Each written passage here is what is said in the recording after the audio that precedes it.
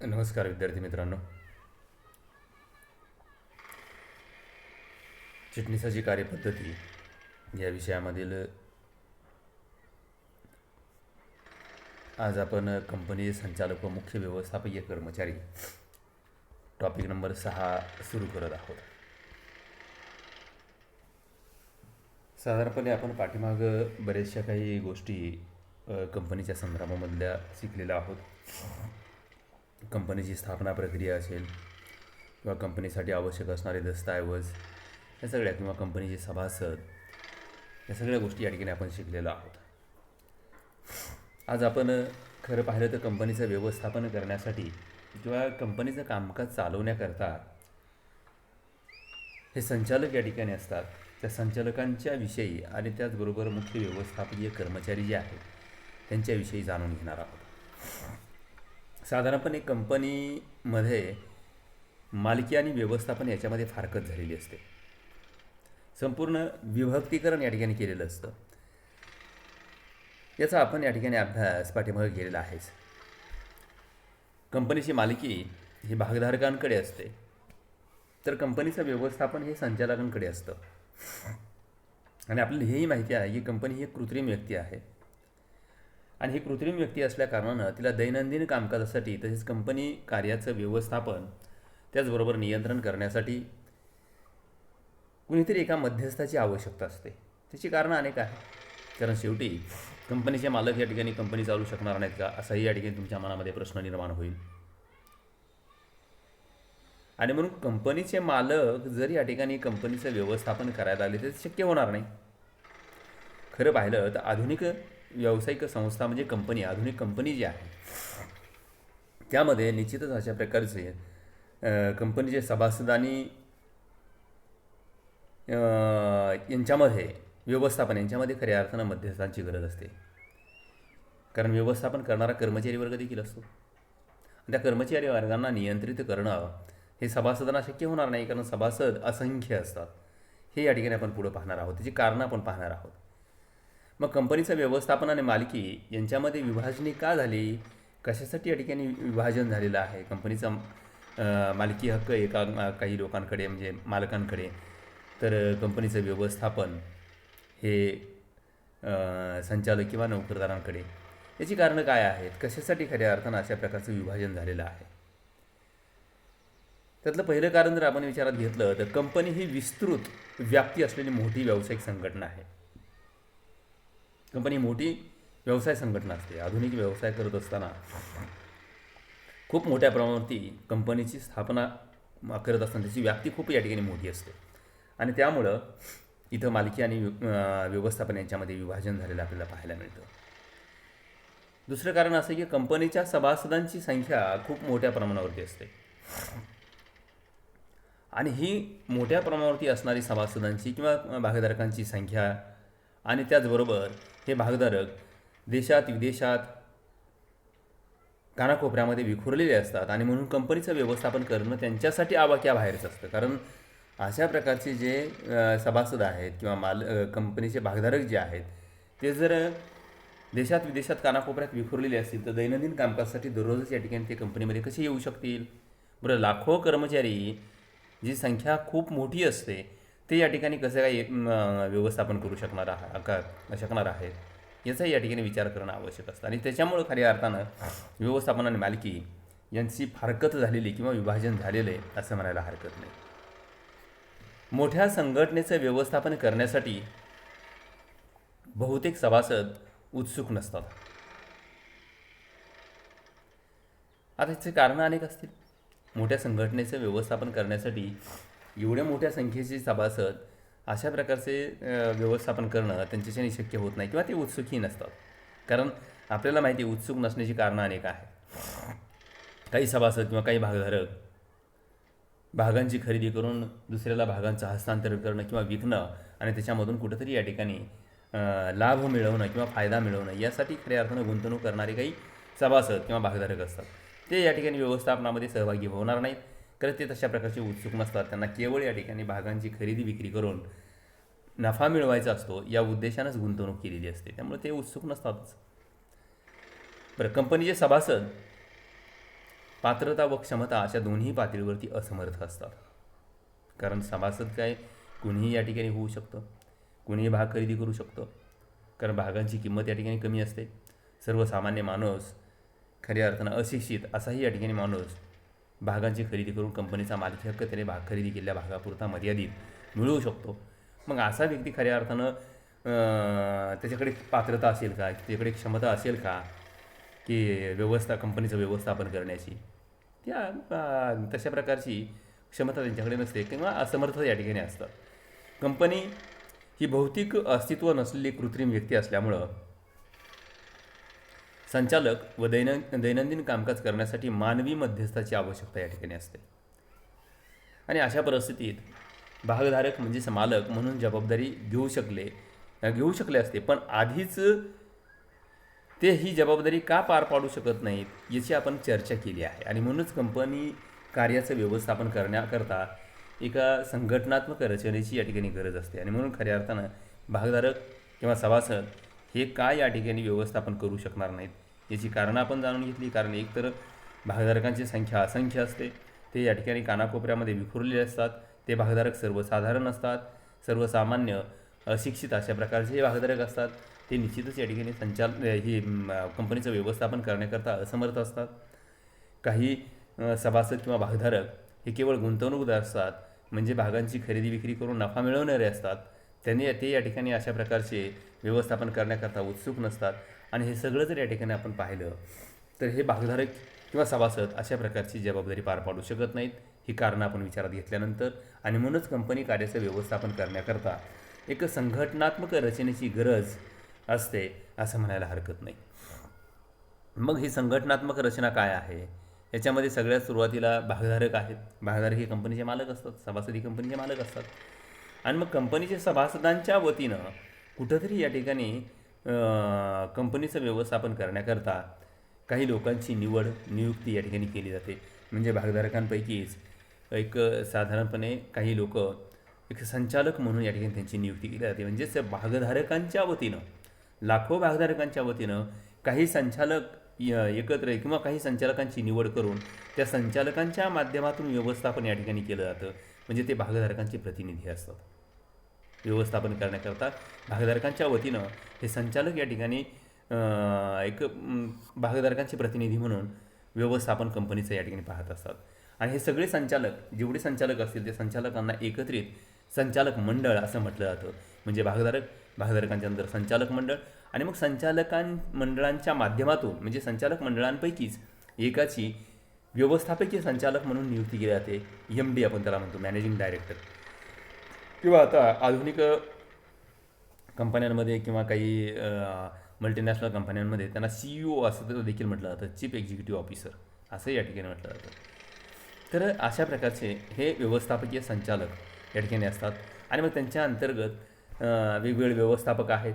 लेखा समूह व्यवस्थापक आहे, प्रादेशिक समूह किंवा भांडार समूह, तांत्रिक समूह, विपणन समूह, म्हणजे वेगवेगळे जी या ठिकाणी तुमचे डिपार्टमेंट आहे त्या डिपार्टमेंट वाईज प्रत्येक डिपार्टमेंटला एक प्रमुख व्यवस्थापक या ठिकाणी दिलेला असतो, मॅनेजर एक दिलेला असतो.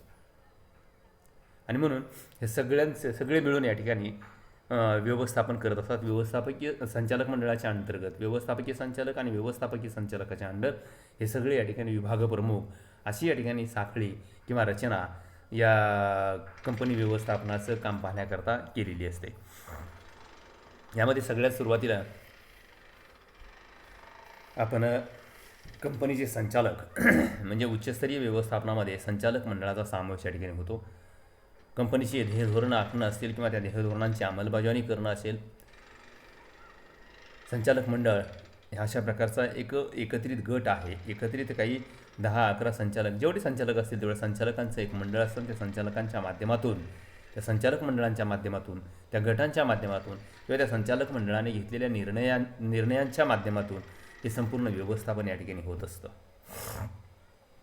तर आपण सुरुवातीला कंपनीचे संचालक हा भाग या ठिकाणी पाहणार आहोत.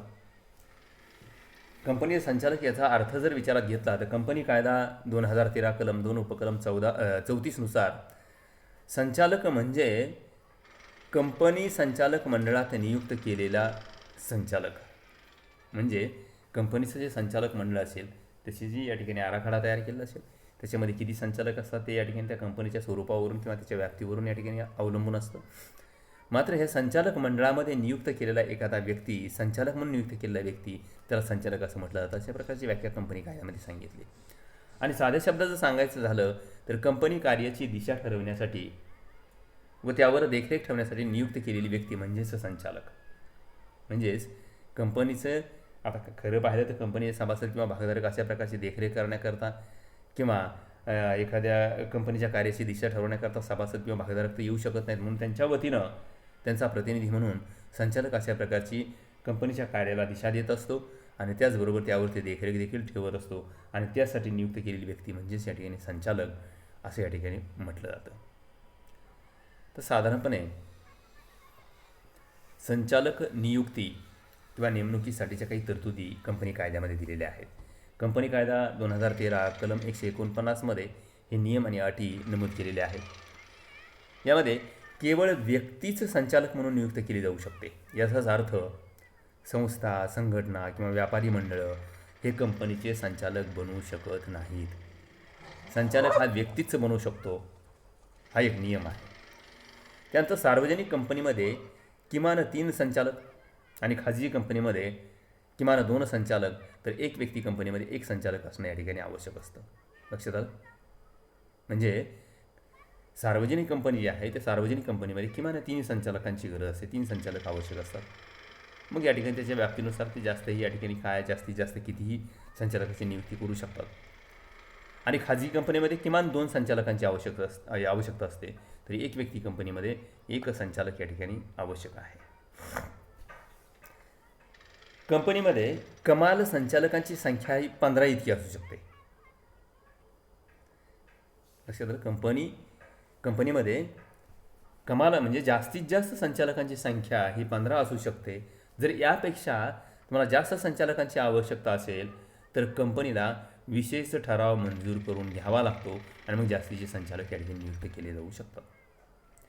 विहित कंपनीत एक तरी महिला संचालक असणं आवश्यक आहे. हा एक नियम या ठिकाणी कंपनी कायद्यामध्ये सांगितला आहे की ज्या कंपनीमध्ये मी संचालक मंडळ जे आहे त्या संचालक मंडळामध्ये किमान 1 महिला संचालक या ठिकाणी असावी. एका कॅलेंडर वर्षात किमान 182 दिवस भारतात वास्तव्य केलेला आहे असा एक तरी संचालक असणं आवश्यक आहे. कंपनीमध्ये ज्या संचालकाची निवड या ठिकाणी केली जाते, कंपनी भारतातील असेल तर एका कॅलेंडर वर्षामध्ये म्हणजे 365 दिवसांपैकी किमान 182 दिवस भारतात वास्तव्य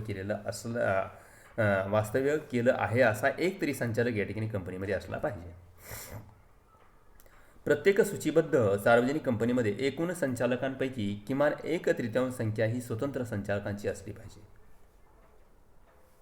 प्रत्येक सूचीबद्ध सार्वजनिक कंपनीमध्ये एकूण संचालकांपैकी किमान 1/3 संख्या ही स्वतंत्र संचालकांची असली पाहिजे. मग एका व्यक्तीला एका वेळी जास्तीत जास्त 20 कंपन्यांमध्ये संचालक पद या ठिकाणी भूषविता येतं.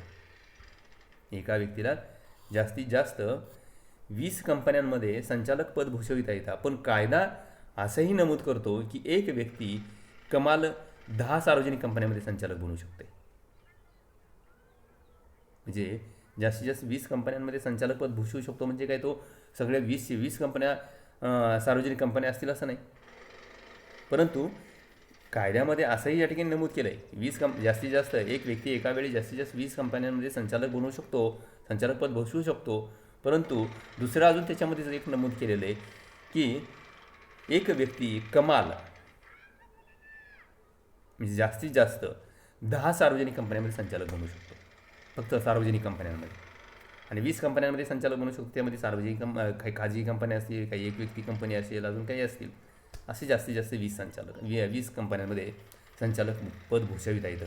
मात्र जर तुम्ही सार्वजनिक कंपन्यांमध्ये संचालक होत असाल तर कमाल म्हणजे जास्तीत जास्त 10 कंपन्यांमध्ये तुम्हाला 10 सार्वजनिक कंपन्यांमध्ये तुम्हाला संचालक पद भूषविता येईल. मग कंपनीचा संचालक कोण बनू शकतो? संचालक पदासाठी पात्र होण्यासाठी व्यक्तीला खालील दोन अटींची पूर्तता या ठिकाणी करावी लागते. फक्त व्यक्तीचं संचालक पदासाठी अर्ज करू शकते, ही एक अट आहे. आणि दुसरी अट, त्या व्यक्तीला संचालक ओळख क्रमांकाचे वाटप झालं असलं पाहिजे. संचालक DIN नंबर, संचालकाला ओळख क्रमांक असतो, तो DIN नंबर किंवा संचालक ओळख क्रमांक त्याला या ठिकाणी मिळालेलं असलं पाहिजे. संचालक ओळख क्रमांक म्हणजे काय नेमकं? विद्यमान संचालक किंवा ज्या व्यक्तीला संचालक बनायचं आहे त्यांना हा विशेष क्रमांक दिला जातो, युनिक कोड, म्हणजे युनिक कोड या ठिकाणी दिला जातो आणि प्रत्येक संचालकास हा क्रमांक मिळवणं अनिवार्य आहे, तरच या ठिकाणी तो संचालक बनू शकतो. एकाच संचालक ओळख क्रमांकावरती एक विविध कंपन्यांमध्ये संचालकपदी राहू शकते. एकच संचालक ओळख क्रमांक जर असेल तो वेगवेगळ्या मागाशी जे आपण पाहिलं की जास्तीत जास्त 20 कंपन्यांमध्ये तो सभासद राहू शकतो किंवा जास्तीत जास्त 10 सार्वजनिक कंपन्यांमध्ये तो संचालकपदी बसू शकतो. तर अशा विविध कंपन्यांमध्ये संचालक पद भूषवत असताना एकाच ओळख क्रमांकाचा या ठिकाणी तिथं वापर करता येईल. त्यानंतर एखाद्या कंपनीनं संचालक पदाचा राजीनामा दिला असला तरीसुद्धा संचालक ओळख क्रमांक रद्द होत नाही. लक्षात आलं? एखाद्या व्यक्तीनं संचालक पदाचा राजीनामा दिला असला तरीसुद्धा संचालक ओळख क्रमांक हा रद्द होऊ शकत नाही किंवा रद्द होत नाही. संचालक ओळख क्रमांकासाठी ऑनलाईन अर्ज करावा लागतो. यासाठी फोटो, निवासी पुरावा इत्यादी नोटरीद्वारे प्रमाणित करून घ्यावे लागतात आणि मग ऑनलाईन या ठिकाणी ॲप्लिकेशन तुम्हाला संचालक पदासाठीचं जे ओळख क्रमांक मिळवायला पाहिजे त्यासाठीचा आपल्याला ऑनलाईन अर्ज या ठिकाणी करता येईल. कंपनीचे दस्तऐवज ऑनलाईन दाखल करण्याकरिता संचालक ओळख क्रमांकाची आवश्यकता असते. त्यावेळेस संचालक एखाद्या कंपनीचे जी काही दस्तऐवज आहे ते दस्तऐवज तुम्हाला या ठिकाणी ऑनलाईन दाखल करावायचे असतील, कुठं तुमच्या नोंदणी अधिकाऱ्याकडे असतील किंवा अजून कंपनी व्यवहार मंत्रालयाकडे असतील, त्यासाठी तुम्हाला हा संचालक ओळख क्रमांकाची आवश्यकता या ठिकाणी असते. ज्या दस्तऐवजावर संचालक स्वाक्षरी करतात त्यावर संचालक ओळख क्रमांक असणं आवश्यक आहे. जे काही दस्तऐवज असतील, ज्या दस्तऐवजावर कंपनीच्या संचालकांना सही करावी लागते त्या दस्तऐवजावरती सही करत असताना त्या संचालकाचा ओळख क्रमांक तिथं असणं या ठिकाणी आवश्यक आहे. या संचालक ओळख क्रमांकाचं महत्त्व जर आपण विचारात घेतलं तर संचालक ओळख क्रमांकामुळं कंपनीच्या गुंतवणूकदारांना कंपनीच्या उच्चस्तरीय व्यवस्थापनाची रचना कळते व ते अचूक निर्णय या ठिकाणी घेऊ शकतात. जे गुंतवणूकदार आहेत त्या गुंतवणूकदारांना खऱ्या अर्थानं गुंतवणूक कंपनीमध्ये करायची असते. आपला पैसा या ठिकाणी कंपनीमध्ये गुंतवायचा असतो आणि त्यावेळेस हा जर संचालक ओळख क्रमांक असेल तर निश्चितच या ठिकाणी या गुंतवणूकदारांना कंपनीची उच्चस्तरीय अशा प्रकारची या ठिकाणी रचना, अचूक अशा प्रकारची रचना या ठिकाणी आहे कंपनीमध्ये. जी काही उच्चस्तरीय अशा प्रकारचं कामकाज पाहणारी व्यवस्थापन मंडळ आहे ते खऱ्या अर्थानं योग्य प्रकारचं आहे. तशा प्रकारची रचना योग्य आहे हे या ठिकाणी समजतं आणि त्यामुळं त्या गुंतवणूकदारांना आपण गुंतवणूक कंपनीमध्ये करावी की नाही या संदर्भात अचूक अशा प्रकारचा निर्णय घेता येऊ शकेल. सार्वजनिकरित्या पैसे उभे करून नंतर एखादी कंपनी गायब झाल्यामुळं निर्माण होणाऱ्या समस्या हाताळण्यास या ठिकाणी मदत होत असते. कारण बऱ्याचशा वेळेस असं होतं की काही कंपन्या असं पैसे उभे करतात, म्हणजे भागांची विक्री करतात आणि भागांची विक्री करून या ठिकाणी पैसे गोळा करतात आणि मग ती कंपनी या ठिकाणी गायब होते. मात्र भागांची विक्री करून भाग प्रमाणपत्र वाटप झाल्यानंतर त्याच्यावरती संचालकांचा ओळख क्रमांक या ठिकाणी असं सही करत असताना त्या संचालकाच्या ओळख क्रमांकावरून तुम्हाला या ठिकाणी अशा प्रकारची फसवी कंपनी जी आहे ती आपल्याला त्याचा शोध करता येतो. कारण तो ओळख क्रमांक महत्त्वाचा आहे, कारण त्याची नोंदणी कंपनी व्यवहार मंत्रालयाकडे झालेली असते आणि त्यामुळं तिथून या ठिकाणी तुम्हाला ट्रेस लावता येईल की ह्या कंपनीचा संचालक कोण आहे, कुणी संचालक आहे, ती कंपनी स्थापन केलेली आहे. या सगळ्या गोष्टींसाठी निश्चितच या ठिकाणी अशा प्रकारची कंपनी जरी गायब झालेली असली तरी त्या कंपन्याच्या ज्या समस्या असतील त्या हाताळण्यास शासनाला निश्चितच याची मदत होत असते असं म्हणायला हरकत नाही. ज्यामुळे संचालकांनी केलेले गुन्हे शोधण्यास व त्याची हाताळणी करण्यास मदत होते. काही संचालकांनी गुन्हा केला असेल आणि गुन्हा करून तो या ठिकाणी पळून गेला, जरी पळून गेला तरी तो या ठिकाणी त्याचा जे ओळख क्रमांक आहे त्या ओळख क्रमांकावरती तो या ठिकाणी आपल्याला निश्चित त्याचा गुन्हा त्याच्यावरती निश्चित करता येतो, जबाबदारी निश्चित करता येते की ह्या व्यक्तीनं अशा प्रकारचे फसवणूक केलेली आहे आणि त्यामुळं अशा प्रकारचे गुन्हे हाताळण्याकरता निश्चितच या ठिकाणी या संचालक ओळख क्रमांकाची मदत होत असते आणि अशा प्रकारचे काही महत्त्व संचालक ओळख क्रमांकाचे आहे. त्यानंतर संचालकांची पात्रता.